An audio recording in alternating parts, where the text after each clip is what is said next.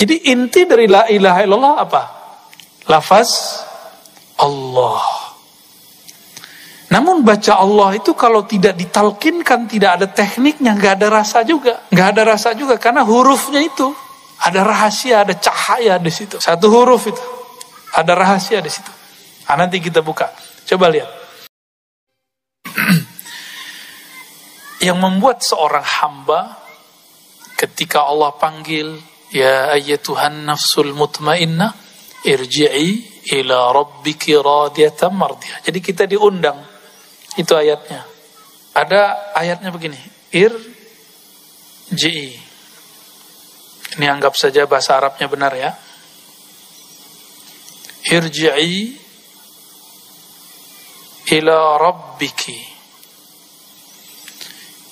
Irji'i itu artinya pulanglah.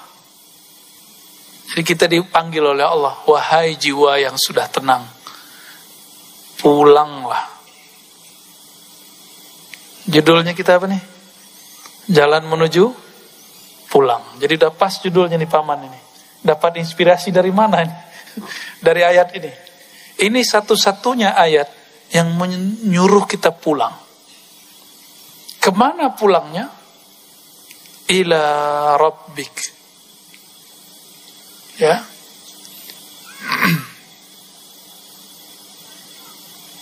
Wah, baru kenalan nama ininya. Oke, rabbik. Jadi disuruh pulang itu kepada Rabb. Nah, disinilah kemudian ada penghalang antara kita dan Allah Subhanahu wa ta'ala. Nah, penghalang ini itu disebut dengan hijab. Nah, ini yang akan kita bahas. Hijab ya. Yang paling sering menyebutkan hadis mengenai hijab itu Al-Imam Al-Arif Billah Al-Qutub fi zamanihi Abu Hamid Al-Ghazali. Abu Hamid Al-Ghazali. Beliau wafat tahun 505. Sekarang tahun berapa? Hijriahnya 1443. Di dalam kitab beliau Ihya Ulumuddin dan kitab Mishkatul Anwar, begitu juga kitab-kitab yang lain, ada Ar-Risalah Al-Laduniyah, itu menyinggung masalah ini. Udah berapa tahun ini? Hah? Udah berapa tahun ini? Jadi beliau sudah pernah membuka ilmu ini. Maka saya bukan orang yang pertama yang membukanya. Maka jika ada ulama menyaksikan saya buka ilmu ini, berarti mereka kurang update aja sama kitab-kitabnya. Ya.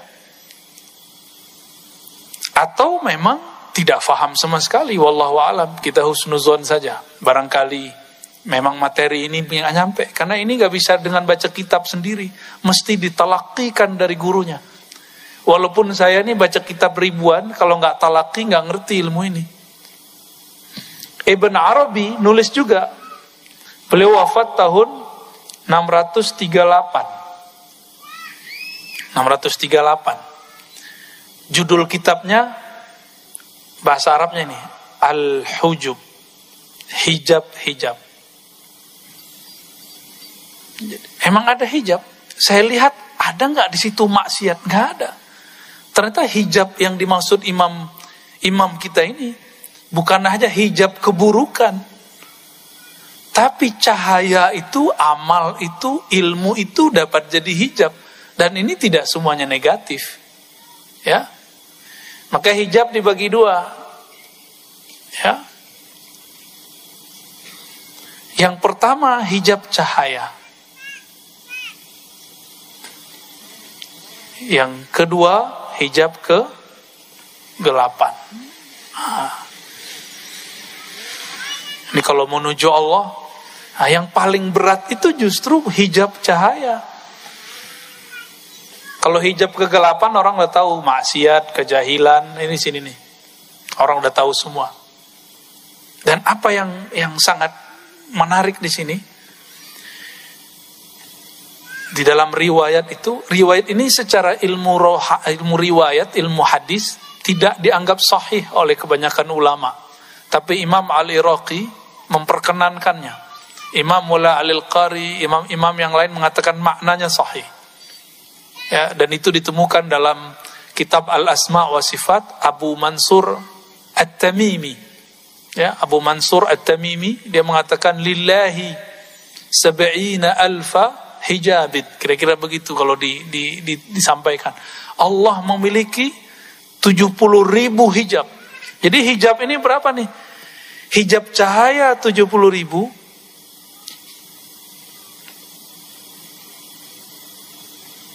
Ini 70.000 nih. Hijab kegelapan 70.000. Banyak apa dikit tuh? 70.000, Pak. Ini gimana cara ceritainnya? Ya.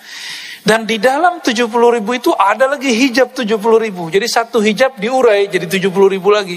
Jadi 70.000 kali 70.000. Ini kita kalau mikirin gini jadi putus asa. Ya. Waduh. Ya. Kata pasukan arwah tadi, mana panglimanya tadi? Pak Bandi ya. Saya bilang, Pak Bandi, nama antum itu tahu nggak nama apa? Bandi itu bahasa Persia artinya cahaya. Ya, artinya apa? Cahaya, itu hijab itu. Ya. Beliau meriwayatkan bahwa dulu Abah Guru sekumpul bilang kalau Al-Kutub atau Al-Ghaus dia melewati 1.000.000 makomat. Saya tambahin, dalam 1.000.000 ada 1.000.000. Dalam satu makom itu ada lagi makom banyak.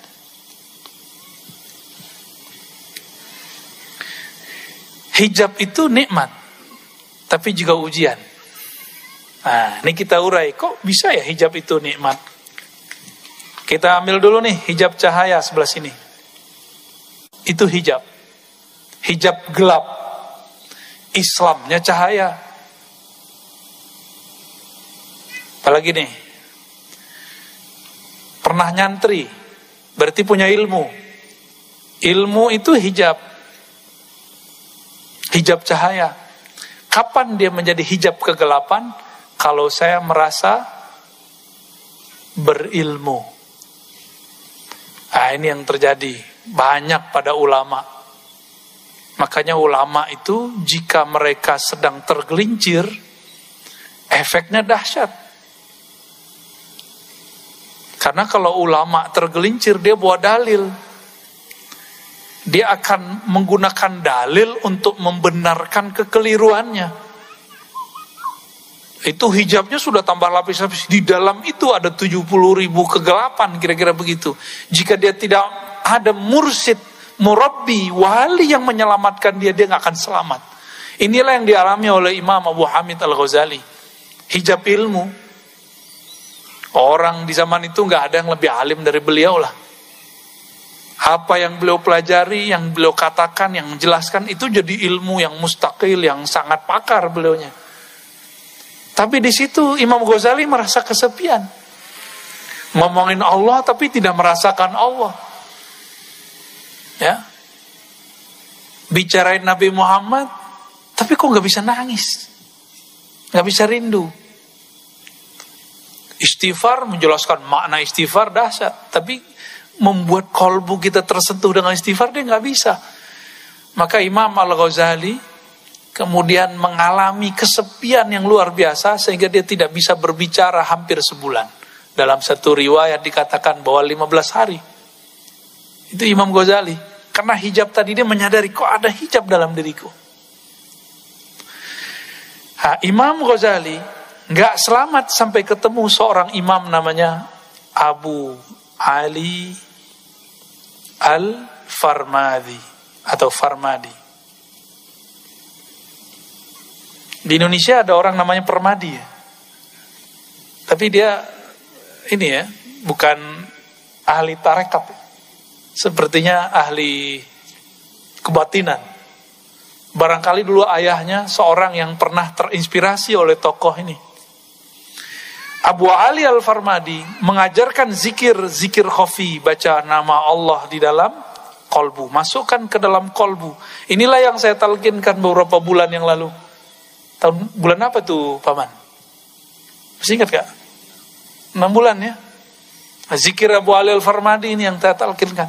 Dan itu gak pernah saya talqin secara terbuka kecuali di sekitar sini, Kirom ya. Bagian mana? Kiram apa namanya itu? Kiram Park. Ya. Gak tahu juga kok bisa di sini. Ya. Dulu kita sembunyiin ya. Saya menyembunyikan ijazah, izin dari guru saya itu udah lama sekali. Ya. Ya lumayan lama lah kita bersembunyi dengan penampilan ngajar hadis gitu, ngajar akidah, debat sama Wahabi gitu. Ya, padahal tuh nggak saya banget itu ya. Udah nggak seneng. Makanya sekarang sudahlah kita yang ini aja lah yang kita dalami. Ya. Abu Ali Al-Farmadi mengajarkan zikir Allah di kolbunya Imam Al-Ghazali. Atas dasar itulah Imam Ghazali kemudian nulis di kitab Ihya, di kitab Kimia Sa'ada, di banyak kitab bahwa menyebut nama Allah itu salah satu yang bisa membuka hijab.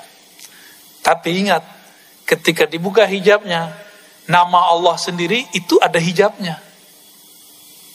Gitu. Per huruf itu ada hijabnya, bayangkan. Nah, ini ilmunya Abah Guru dulu nih. Satu huruf itu diurai oleh beliau. Satu huruf itu ada hijabnya, Pak. Alif itu ada hijabnya.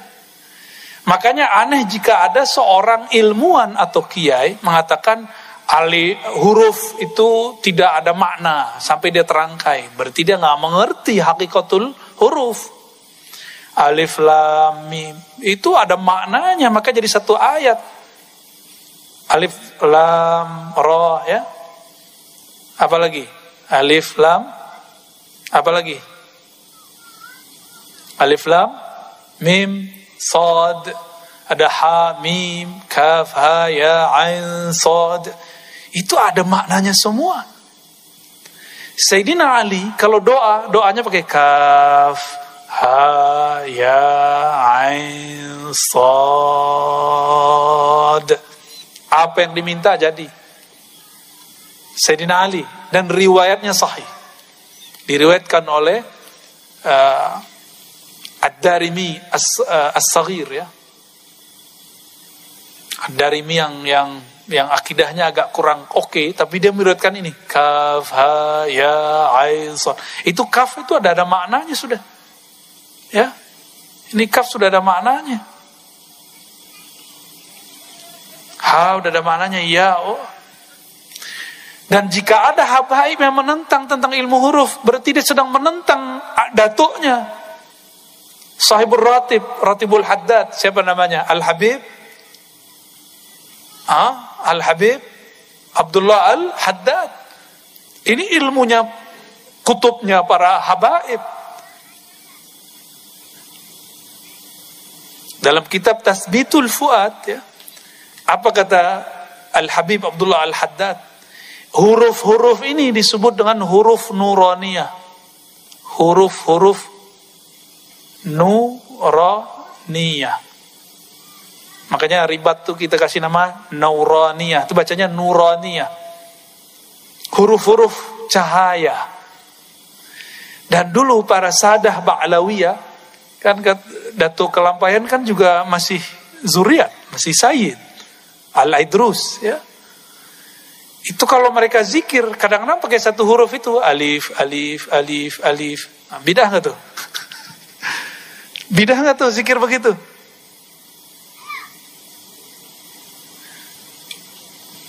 Coba sebelum sampai ke sana. Zikir paling afdal apa?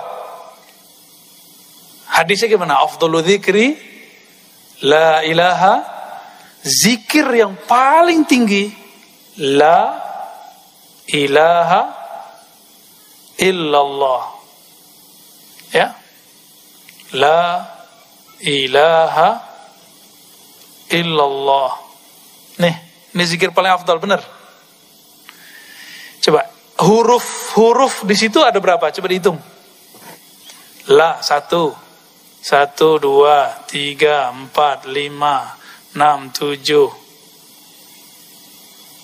8, 9, 10, 11, 12. Benar. Ini dalam satu mazhab, nggak dihitung tasdidnya. Tanpa ada huruf alif, jadi nggak la ilaha illallah? Jadi nggak? Nggak jadi. Coba buang satu huruf. Kita buang nih, ya. Satu huruf la aja.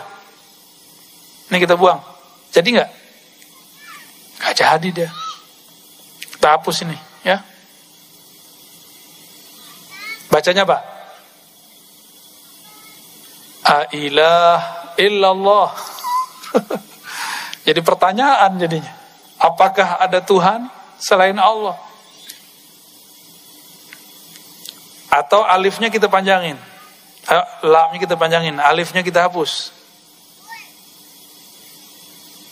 Jadi begini. La. Maka baca la ilaha illallah di saat kita masih sadar, mesti sesuai dengan makharijul hurufnya. La ilaha illallah. Beda kalau sudah jazbah, sudah ekstase, itu bunyinya apa aja boleh, ya. Tapi kalau belum, mesti dikembalikan kepada hurufnya. La ilaha illallah. Kan lama-lama tambah kenceng tuh, boleh. Setelah datang halnya.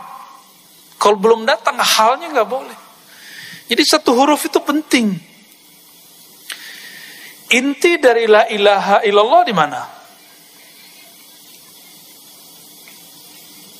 Apa ayat kursi? Coba ayat kursi depannya apa? Allahu la ilaha illa. Nah, coba lihat. Ngantuk gak? Kalau ngantuk kita bubar deh. Coba lihat. Allahu la ilaha illahu. Kalau yang biasa kita zikirkan apa? La ilaha illallah. Kita biasa zikir begitu. Dalam bahasa Arab, lafaz yang ini, ya, lafaz illallah, ini disebut isbat. Apa arti isbat? Gak ada namanya isbat kan? Aman. Isbat itu artinya menancapkan, menetapkan dalam kolbu. Kalau bagi orang belajar talqin, dihentakkan di dalam kolbu, itu diisbatkan. Maka kita kalau waktu talqin masih ingat gak? La ilaha. Nah, ini rahasia. Jadi Allah itu memilihkan ilah. Coba baca il. Menghentak ke bawah gak? Illallah. Jadi ketika il itu kita sudah menghunjam ke dalam dada ini. Illallah.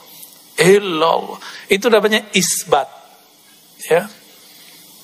Isbat, ya. Itu namanya. Isbat itu ditetapkan, ditancapkan dalam kolbu. Biji apa yang ditancapkan? Cinta kepada Allah Subhanahu wa ta'ala. Kalau sering-sering, banyak-banyak, kolbu kita luas, tenang aja. Kolbu itu ranahnya, tanahnya, ruangnya lebih luas daripada Kirom.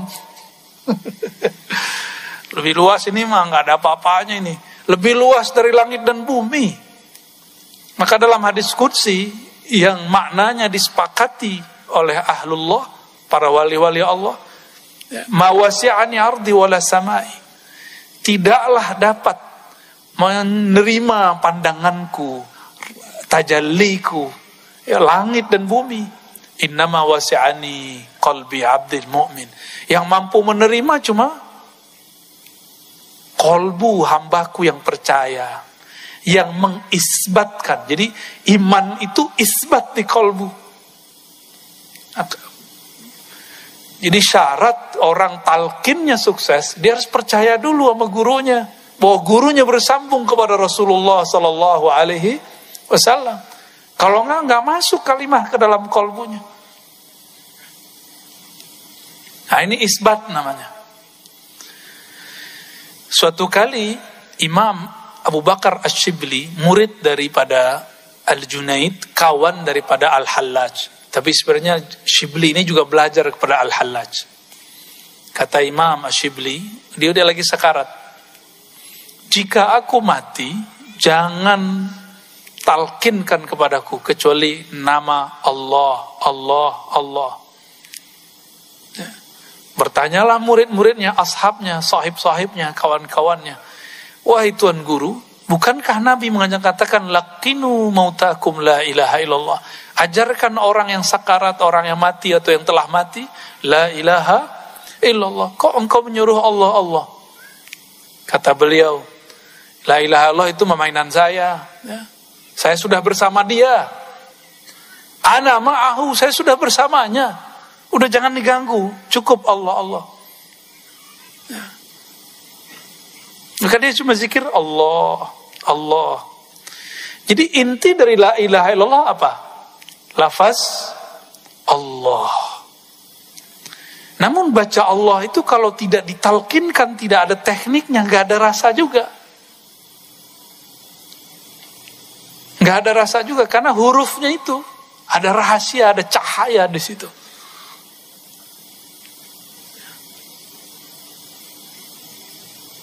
Satu huruf itu ada rahasia di situ. Nah, nanti kita buka. Coba lihat. Allah. Di ayat kursi dan ayat kedua Ali Imran, Allahnya taruh depan. Allahu la ilaha illahu.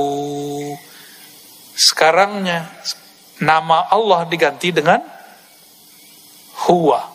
Ya. Ini kita benerin dikit deh. Hu. Hu itu, huwau dalam bahasa Arab itu cuma zaidah. Asalnya cuma begini. Atau begini aja. Silakan cari kalau yang pakar bahasa Arab silakan dicek apa fungsi waw di situ. Jadi asalnya cuma hu.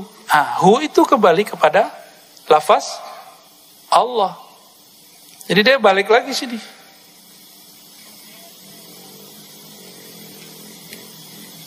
Apa arti hu? Apa mana hu? Kalau terjemahan biasa apa? Bahasa Inggris he. Cocok logi gitu. Hu, he. Cocok apa cocok logi? Tahu deh, jawab sendiri deh ya. Hu, he. Huwa. Ya. Tapi dari dulu kita bacanya hu. Salah satu wiridan kami yang kami dapat dari kecil itu 3 ayat terakhir surah Al-Hasyr. Huwallahu alladzi la ilaha illahu. Benar? Suka gak baca itu? Itu orang kalau baca itu pagi dan sore 70.000 malaikat membersamai dia. Malaikat apa? Malaikat khadamnya hu. Tuh gak tanggung-tanggung lah. Khadamnya hu. Itu malaikat ulwiyin, malaikat tinggi. Bukan malaikat sufliyin. Bukan malaikat bumi, malaikat langit langsung. Maka di atasnya langit langsung kena hu. Lalu apa gerangan yang ada pada lafaz hu? Yang merupakan inti dari kalimat Allah, ya. Jadi orang baca nama Allah, baca hu itu sama. Allahu, maka ada zikir hu Allah, ada Allahu, benar gak? Ya. Udah ada yang jelasin ini gak sebelumnya, Paman? Belum ya? Tapi saya rasa Abah Guru dulu sudah sering jelasin ini. Ya, kita mengulang lagi apa yang mungkin terpendam yang sudah lama, karena beliau sudah lama secara jasadi meninggalkan kita. Tapi insya Allah secara spirit, secara rohani beliau tidak akan meninggalkan. Wali-wali itu jika dia wafat, dia lebih cepat memberikan madat kepada muridnya dengan izin Allah daripada dia lagi hidup. Lagi hidup dia punya anak, istri, punya kerjaan, punya bala, punya urusan, punya wirid yang harus dia kerjain. Tapi kalau dia sudah wafat, itu al-madad yang Allah berikan kepada mereka, dijamin dengan lafaz ahya'un 'inda rabbihim, mereka hidup di sisi Allah Subhanahu wa taala. Ya. Ini hubungannya. Jadi hu itu adalah inti daripada lafaz Allah. Jadi kalau diringkas la ilaha illallah, intinya ada pada lafaz Allah. Lafaz Allah intinya ada pada lafaz hu. Atas dasar itulah kenapa zikir la ilaha illallah zikir paling afdal. Karena ada satu huruf ini, hu itu. Coba ambil nafas. Buang. Itu bunyi enggak? Kalau pakai hidung. Buang. Kalau dibunyiin dikasih huruf itu bunyinya apa? Kalau dikasih huruf apa? Alif atau ba atau ta atau ha? Itu apa? Kira-kira yang pas apa? Ha. Maka hu itu salah satu zikir nafasnya manusia. Ya. Jadi jika kita buat apa yang disebut oleh para ulama al-ismul a'zam, nama Allah yang agung, semua nama Allah yang agung itu terkumpul dalam nama Allah. Nama Allah itu kalau orang lagi udah sakaratul maut gak bisa baca nama Allah, gak bisa dia. Maka kita dengar nafasnya, dia baca apa? Di dalam ilmu zikir ini dibunyikan. Itu dibunyikan. Maka percaya atau tidak, membaca hu itu sama dengan baca la ilaha illallah. Tapi bukan pahalanya, maknanya. Karena hu itu adalah inti atau ujung daripada lafaz la ilaha illallah. Kalau orang udah nyampe di ujung, ngapain dia balik gitu. Itu jawaban Imam Asyibli. Jawaban Imam Asyibli. Namun kita berdoa kalau kita wafat semoga dengan kalimat yang sempurna. La ilaha illallah. Habis itu mau pakai Allahu bebas ya. Yang penting ada syariatnya dulu. Nah, maka kita bagilah la ilaha illallah ini zikir lisan. Ya. Ini lisan. Allah itu qalbu. Hu itu zikir apa? Mau dikasih nama? Ini zikir nafas. Zikir nafas. Coba baca la ilaha illallah kalau masuk WC makruh enggak? Makruh. Bener. Kalau lagi sholat kita baca apa masuknya? Allahu Akbar. Kenapa pakai Allah Akbar? Padahal afdhalu dzikri la ilaha illallah. Maka ini untungnya kalau orang tahu nafasnya. Maka dia bisa berzikir dengan nafasnya. Ya, jadi kita ini bisa berzikir tanpa menyebut. Itulah zikir hu. Ya. Oleh Al-Qutub Asy-Syahir Syekh Muhammad bin Abdul Karim Samman, beliau mengajarkan zikir hu itu dengan tahan napas. Diambil, lidahnya dikunci, lalu kolbunya baca hu Allah. Gitu. Apakah itu bid'ah? Enggak. Bid'ah dari mana? Kul huwallahu ahad ada lafaz huwallah enggak? Coba lihat.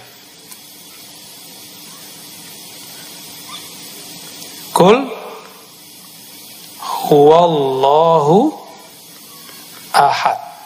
Katakan hai Muhammad, huwallah ahad. Ini bisa dibagi satu. Ini zikir sendiri, ini sendiri, ahad sendiri. Ya, ini sudah 3 zikir udah. Ini digabung, udah jadi 4. Digabung lagi, huwallahu ahad, udah jadi 5. Udah 5 macam zikir sudah. Jadi bagi ahli zikir, ahli rohani, lafaz begini, itu emas semua. Dipretelin satu-satu juga bermakna. Saya punya seorang guru, zikirnya hu itu aja. Hu naik, hu turun, hu naik. Saya ketemu seseorang yang dia terkenal di dunia keartisan, ya, yang suka memberikan hiburan bagi kita, saya nggak usah sebut, itu zikirnya huwallah. Tadi udah 5 ya, itu dibalik, Allahu udah 6, hu ahad udah 7. Tuh, banyak zikir tuh bisa. Jadi oleh ahli ilmu zikir, nggak ada di Quran itu yang dibuang. Satu huruf itu bermakna. Satu huruf bermakna. Dan satu huruf itu cahayanya, Masya Allah. Ya, di antara huruf-huruf itu yang paling tinggi adalah huruf-huruf yang disebut dalam huruf muqatta'ah, alif lam mim, alif lam ra, itu paling tinggi itu. Oleh Al-Habib Abdullah Al-Haddad disebut dengan al-huruf an-nuraniyah, huruf-huruf cahaya.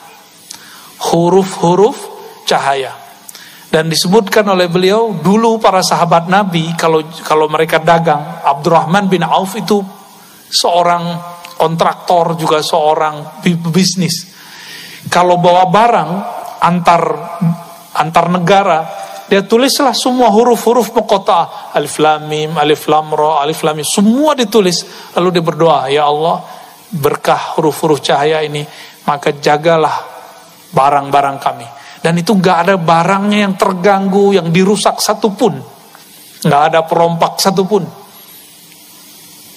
Apakah Al-Habib Abdullah Al-Haddad ngaco, halu? Kan enggak. Itu hakiki. Itu hakiki semua, ya. Kembali ke hijab, ya. Apabila kita berzikir nih, merasakan satu getaran. Jangan merasa senang dulu. Getaran itu namanya hijab cahaya. Bisa nangis. Waktu talqin kemarin banyak yang nangis ya. Jangan senang dulu. Nanti dalam tangis itu ada syaitan yang dulu bertahun-tahun bisa nangis. Dia sudah tahu pengalaman kita di dalam kolbu. Makanya zikir tadi ada zikir lisan, ada zikir kolbu, ada zikir nafas. Semuanya harus diisi, kalau enggak setan masuk. Apa kata setan? Waduh, kamu nih suci sekali hatinya, zikir kok bisa nangis? Ya, kolbumu sangat bening. Pernah ngerasa gitu nggak? Terus pura-pura ngambil ini, gini, biar kedengaran sama orang, biar kedengaran sama orang samping. Wah, samping saya orangnya nangis nih, hatinya tersentuh nih. Hati-hati, itu cahaya, tapi dalam cahaya itu ada hijab. Apa yang terasa saat itu? Merasa diri suci, itu namanya ujub. Maka Imam Ibnu Mubarak, saya pernah membahas ini di luar, mengatakan ada satu riwayat, kata beliau, nangis itu ada 9 macam.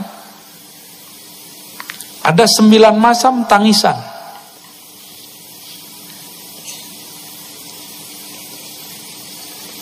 Semuanya ria kecuali satu.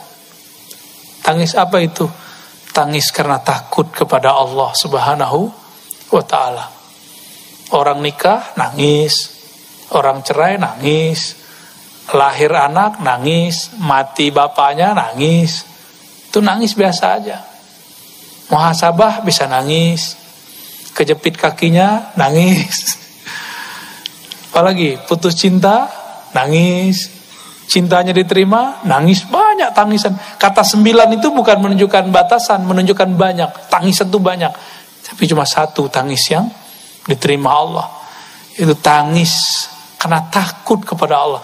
Nah, takut ini bisa didapat dengan menyebut namanya, mengenalnya.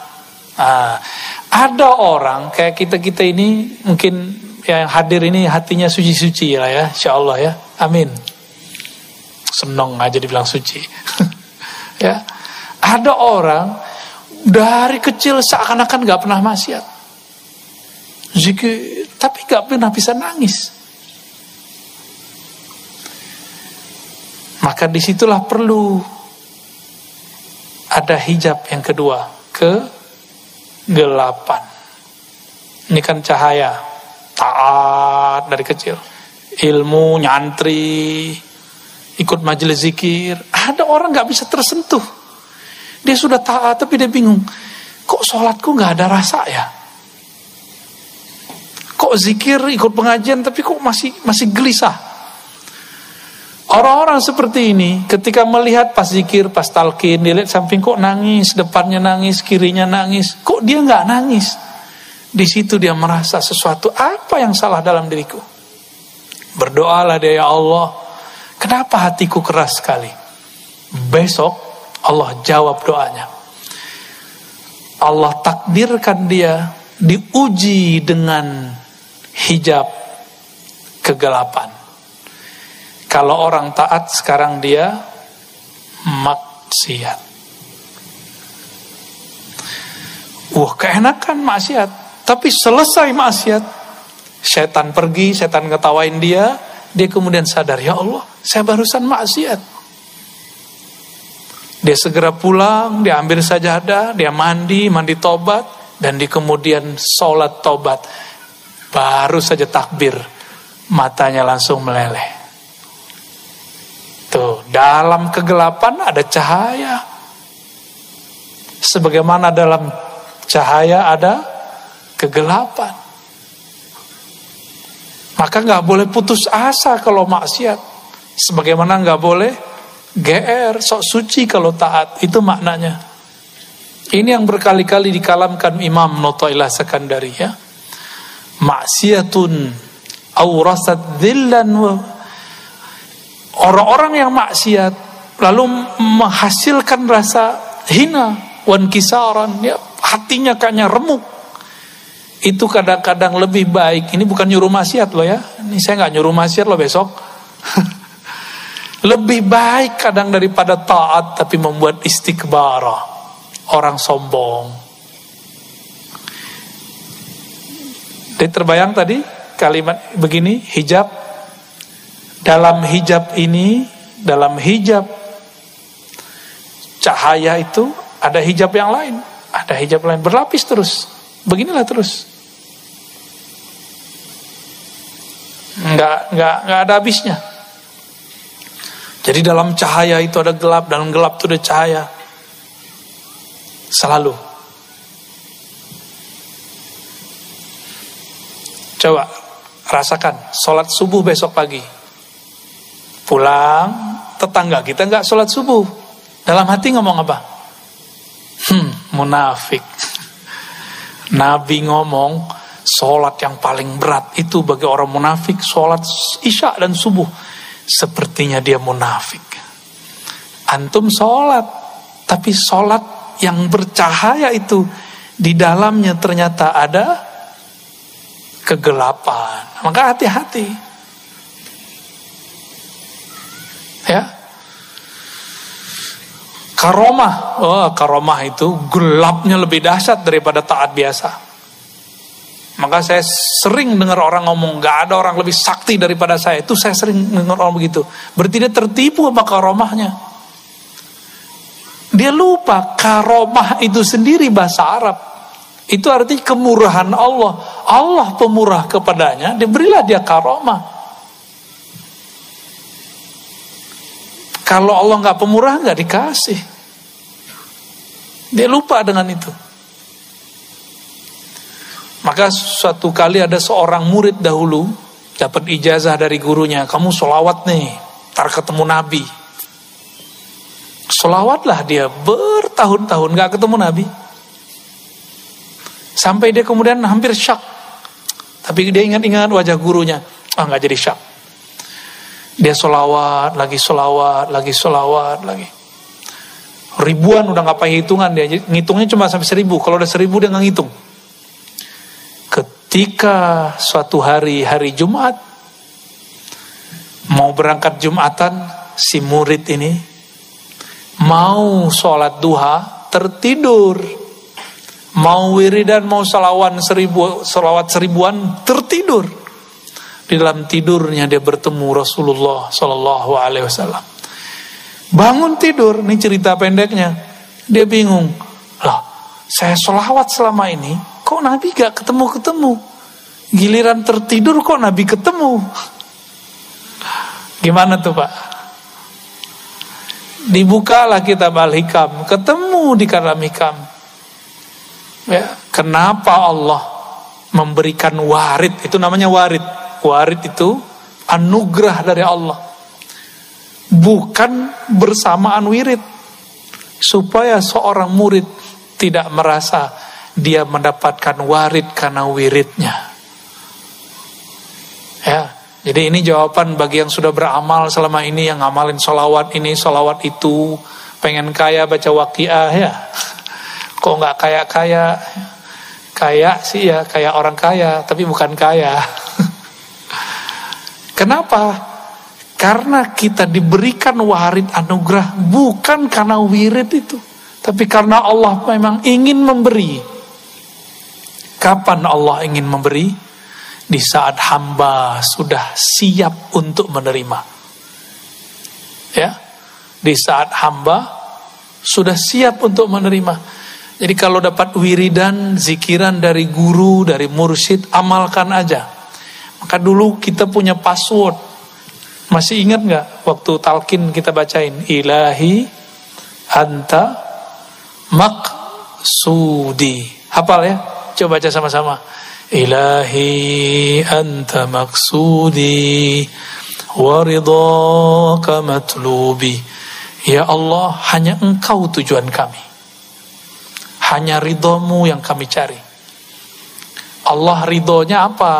Ridhonya sekarang gak dapat rasa. Udah ridho aja. Kan Tuhan kita bukan rasa.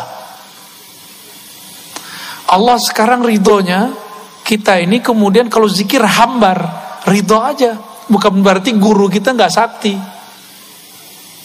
Kok gak ada rasa ya? Bukan salah guru, bukan salah siapa. Emang Allah lagi gak mau ngasih. Ya. Kita datang nih, misalnya nih ada yang datang bawa proposal ke Paman Birin. Udah 30 hari gak dikasih-kasih. Itu berani gak bentang Paman Birin? Paman, gue udah kasih proposal kok gak dikasih-kasih juga? Kok gak dibales? Berani gak gitu? Sama makhluk gak berani loh. Masa sama Allah berani? Dan berapa banyak orang ngomong sekarang, saya sudah doa sekian kali, kok Allah gak kasih? Itu hijab. Jadi doa itu sendiri bisa jadi hijab. Di saat doa jadi hijab, apa kata Nabi SAW? Ya. Man syaghalahu, hadis qudsi, man syaghalahu dzikri am mas'alati.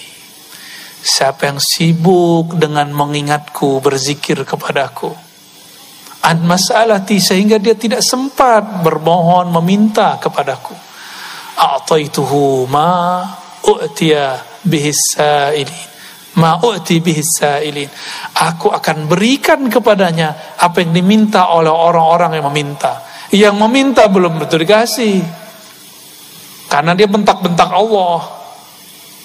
Ya. Ada lagi yang ngomong, saya sudah sholat, saya sudah zikir, tapi kok gak dapat kerjaan juga. Loh, apa urusannya? Ya, dia sholat, zikir di atas sajadah. Kalau mau cari kerja, dia jalan di muka bumi Allah. Itu dua hal yang berbeda. Jangan disama-samain, apalagi yang lagi cari jodoh. Ya, lagi nyari jodoh, duduk di atas sajadah gak cukup. Harus kemudian ngomong, bersilaturahim. Ya, para jombloan dan jomblowati. Ya, selamat jomblo ya.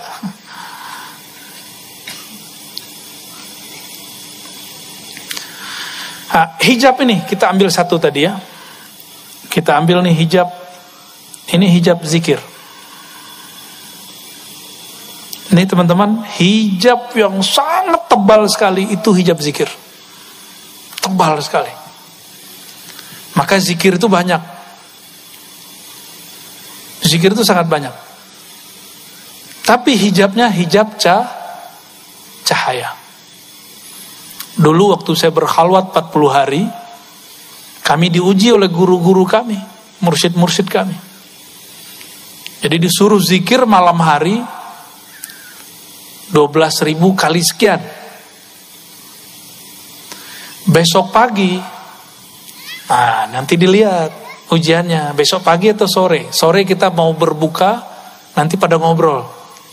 Waduh, hari ini saya ngantuk sekali. Kenapa? Malam tadi zikir 12.000 kali 7. Jadi hijab gak tuh?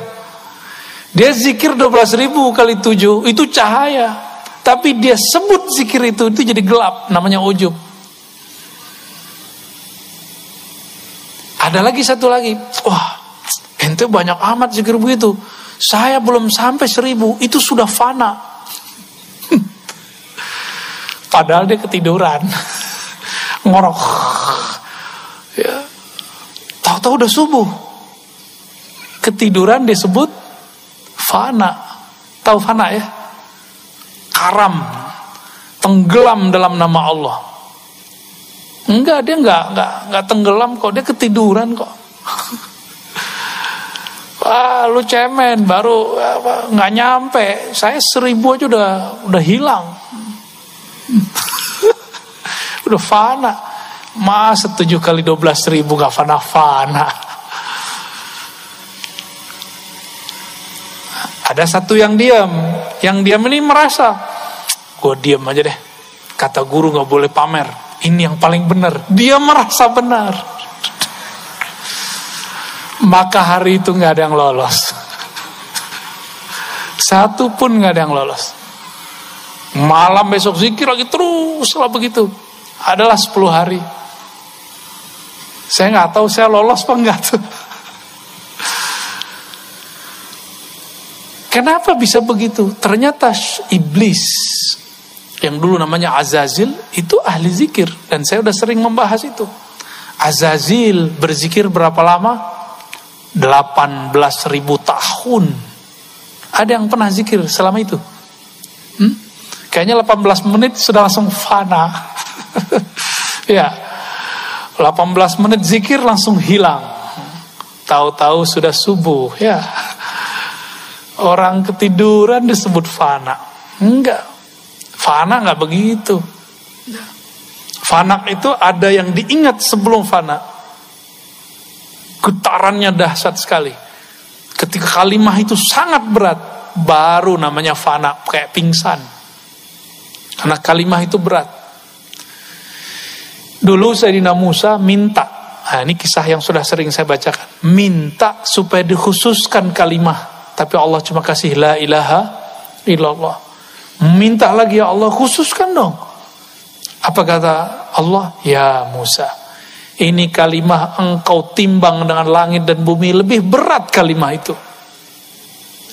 Kolbu kita belum siap, masuk kalimah itu pingsan. Maka zikir itu jangan hanya dengan jantung, jangan hanya dengan otak, gak kuat.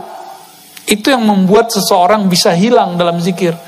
Maka berzikirlah dengan kolbu. Kolbu sanggup menahan derasnya kalimat Allah. Ya, jadi sekuat apapun kalimat Allah itu datang, dia akan sanggup. Tapi bergetar-getar. Namanya ekstase kalau bahasa orang kampus. Kalau bahasa sini apa ya? Orang kalau zikir badannya gerak-gerak itu namanya apa? Tahu nggak namanya apa? Orang Banjar nyebutnya apa? Hah? Masbuk. Kirain masbuk sholat. Ya, bolehlah. Masbuk atau masbuk itu mungkin dari kalimat sabaqal mufarridun ya. Sabaq. Kalau di Sumatera dulu di kampung saya kita nyebutnya jazab. Jazbah. Ketarik. Ketarik oleh kalimat itu. Ya bayangkan nih kalimah masuk ke bumi, hancur bumi. Maka dalam kacamata ma'rifatullah, jika ada longsor di suatu tempat, itu berarti Allah bertitah di bukit itu atau di tanah itu, maka dia jadi longsor. Pasti ada asbabnya. Itulah makna lau anzalna hadzal qur'ana ala jabalil la ra'aitahu khashi'an mutasaddi'a. Ya, kalau diturunkan Quran ke gunung, hancur lebur dah. Ya. Jadi di kolbu kita ada nama Allah satu saja, dan istiqomah nama ini ditahan di dalamnya sampai mati. Itu nama lebih berat dari langit dan bumi. Nah, tapi ada satu rahasia, teman-teman, sahabat-sahabat semua. Yang ditimbang itu amal. Jadi nanti di akhirat ada namanya mizan. Apa arti mizan? Timbangan amal, ya. Anggaplah ini timbangannya. Ini timbangan hanya menimbang amal. Kalau enggak amal dia enggak timbang. Maka apa saja amal kita ditimbang.